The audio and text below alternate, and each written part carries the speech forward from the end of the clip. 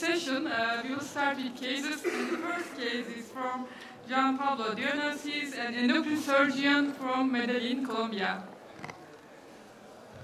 Well, thank you very much. And first of all, thank you, Roberto, for this invitation and for this honor for me. And thank you all for being here today. A year ago, I was in the Italian Alps riding my bike. I am here. This is the Dolomites. It's a beautiful place for ride your bike, or for ride your car, or rent a car like a Porsche. It's perfect. So now I'm talking to you about a clinical case discussion. I want to start with a female, 40 years old, no major health issues, a sensation of cervical mass, and a visible mass in the right neck. And this is the first ultrasound report that says that the patient has a pure cyst nodule for 4 centimeters. So the questions here are not for me. The questions here are for you. So, what next with this patient? The blood tests are within normal range, include serum calcium and PTH. All my patient has measure of PTH and serum calcium before any procedure, called surgery, called ablation.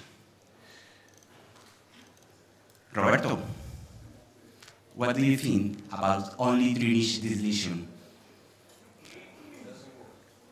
Because I need a microphone, please. It will record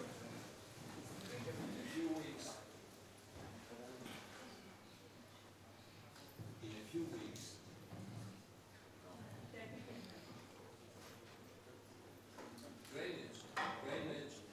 Drainage. Yeah, Can you hear me? you have it. Drainage is not sufficient in these lesions. We have studied many years ago with Dr. Frasoldati, who is in the audience, patients matching ethanol ablation with simple drainage. And simple drainage is effective not more than in 5% of patients. So in most patients, this thyroid cyst will recur. Okay, so not only drainage is not a solution for this patient. Okay, what about biopsy? We have to perform a biopsy of this kind of nodules. What do you think? Biopsy is questionable because you don't have a solid part of the cyst. So maybe after drainage, the wall, if any, the wall of the cyst will expand, and then after drainage, you can perform fine aspiration biopsy, but not straight on. So, it's not useful, and I agree with you, but the physician in charge of that patient requires a biopsy, and the biopsy reports obviously only cyst content without epithelial elements to make a diagnosis. So, what is the next point with this patient? Ethanol ablation or thermal ablation? Roberto, novicio. Ethanol. Why not thermal ablation?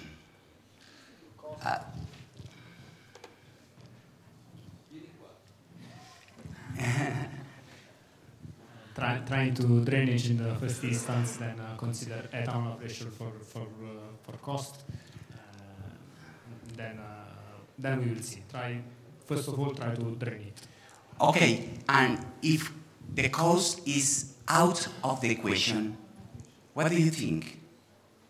The cost we have heard from our American colleagues that the cost of alcohol is very high in the United States. Yeah. Except for which kind of alcohol? Drinking. Oh, okay. And depends on what alcohol do you drink. Okay, so thermal ablation is another option too. We decide to perform alcohol ablation in this patient. This is the sonography before the procedure, and I see that the lesion has growing and is bigger than before. I start with the drainage of the lesion. You can see the images. And after that, I continue drainage more than 40 centimeters of liquid. And this is the image of the after drainage of the cyst content. So, what do you think about this image? My colleague, Juan Pablo, what do you think of this kind of... Which color was the fluid? Are you very smart?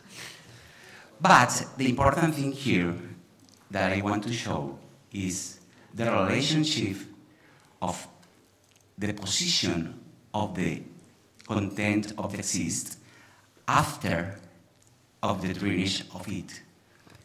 You can see now that the thyroid lobe likes record his normal form. After the drainage, this is the liquid.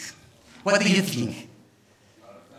Parathyroid, everybody, now.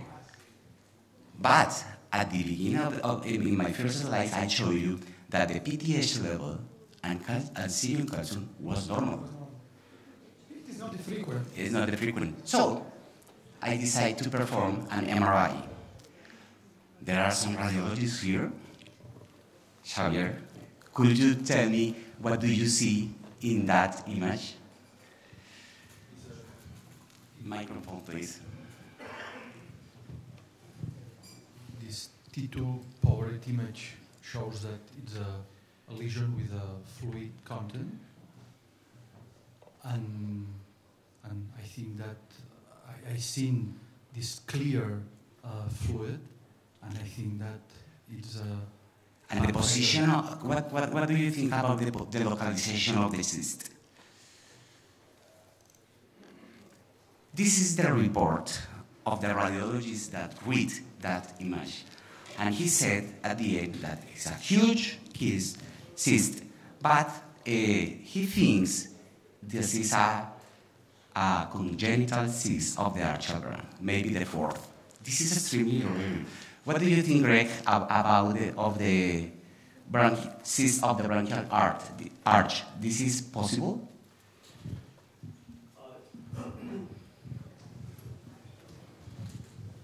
Anything is possible, but this is in the central neck, so I would think less branchial cleft cyst, generally lateral to the carotid sheath. You've already got clear fluid, and in general, these very big parathyroid cysts are not hyperparathyroidism. They are cystic change to the parathyroid glands, a gigantic version of what you see occasionally at surgery. You see a normal parathyroid gland with a big cyst hanging off it. We see that at surgery fairly commonly. This is just a gigantic version of that, but it's not hyperparathyroidism. Okay, thank you. Yeah, was normal. Normal. PTH and serum calcium. So I performed surgery in this patient, and I found a large cyst of more than 7 centimeters in intimate contact with the recurrent laryngeal nerve. In the posterior wall of the cyst, all the recurrent laryngeal nerve was in intimate contact, and it was preserved, obviously, anatomically and functionally with neural monitoring during surgery. So, at the end, this is the final pathology, and the pathology said that the findings is in favor of a parathyroid cyst. So, my final message is, we have to be very careful with every single nodule that we evaluate and we propose ablation. It means alcohol ablation or thermal ablation, because if I put alcohol inside the cyst, I burn the recurrent laryngeal nerve. Thank you.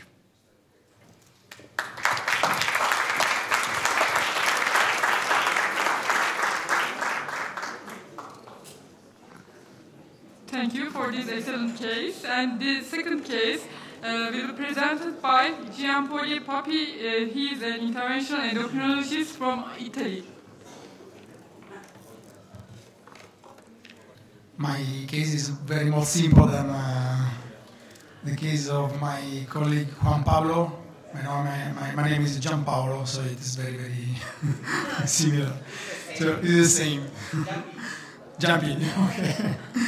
So Dr. Hockman, Dr. Squarcia, dear colleagues, thanks to Roberto Vacavi for the kind invitation. I go on. Okay, I'm going to introduce a patient of mine, Alessia. She has a thyroid nodule in the right lobe without any alarming clinical and US features, known for about 5 years, with volumetric increase in the time. The FNA performed 2 years before displayed the cytological features of type 2, so it was a benign nodule. She has now a spongiform nodule in the right lobe measuring 40 per 21 per 27 millimeters with a volume of 11.8 milliliters. 2 years before, the thyroid nodule volume was 8 milliliters. She is a euthyroid. She has a negative antibodies, thyroid antibodies, and she has a clinical history of dyslipidemia, hypertension, family history of cardiovascular disease, and no family history of thyroid cancer. Current medication are amlodipine and atorvastatin. They were given by cardiologists, and she's taking a low dose daily aspirin given by GP. So at given point, Alessia tells me, I perceive a sense of encumbrance and the swelling continues to grow. I have no intention of having surgery since my thyroid works very well and I'm terrified of surgery, but I read on the internet about these new techniques for burning the nodule. As you know, we have two systems available to evaluate the indication to the thermal ablation procedure. The first one is the symptom score, a subjective evaluation system. It is the patients who give a score to compressive symptoms to a scale that goes from 1 to 10, depending on the severity of symptoms. Also, there is a scale available for the physician, the cosmetic score based on 4 points. So Alessia has a symptom score of 7 and a cosmetic score of 4. In summary, Alessia has a thyroid nodule of the right lobe. I'm sorry that I've written left, that was the right lobe, 11.8 milliliter volume. She had a significant volume increase of the nodule, about 30% on US, a symptom score of 7, a cosmetic score of 4, and she's on low dose daily aspirin therapy. So we made a complete workup, which included the new FNA of the target nodule, which confirmed the benignity of the nodule, a calcitonin undetectable, block count with formula normal, and block ablation profile normal. So in accordance with cardiologists, low-dose daily aspirin therapy was suspended 7 days before the ablative procedures and really never resumed because she had not a real indication to take the antiplatelet therapy. As we know by the current guidelines, warfarin should be suspended 5 days before the procedures. Antiplatelet therapy, aspirin, clopidogrel, 7 to 10 days before the procedure, and direct oral anticoagulants 24 to 48 hours before the procedure. So we know that one of the most fearsome side effects during thermal ablation procedures include bleeding, particularly in patients taking antiplatelet therapy. Fortunately, Alessia, when she was submitted to RFA, did not develop complications. This is the picture 1 hour post-ablation and 1 year post-ablation, the nodule volume was decreased at 1.6 milliliter. Now, I would like to show you the application of the new 3D software to evaluate the volume reduction in the nodule submitted to thermal ablation. So this is a new software. I bought it very recently, more than 1 year ago. And data obtained by the 2D US are processed by the software. And this is the result of the processing, so we can see the nodule in a 3D dimension. So in the case of Alessia, we can show her and us also by significant visual impact the result of thermal ablation at 1 year follow-up. So this was the nodule before, and this is the nodule now. In summary, at 1 year follow-up, Alessia obtained an 86% volume reduction, no side effects or complications despite any antiplatelet therapy. The symptom scores were 0 finally, and cosmetic score was 1. In summary, thermal ablation represents an effective treatment of symptomatic benign thyroid nodules alternative to surgery. Antiplatelet therapy is not a contraindication to the procedures, and low-dose daily aspirin therapy can be safely suspended 7 days before the ablative procedure. The volumetric reduction of the nodule reaches its peaks 12 months after the procedure, and the 3D software is a new tool that serves to demonstrate visually the success of the treatment to both the doctor and the patient. I am deeply indebted with my working group, and thank you for your attention.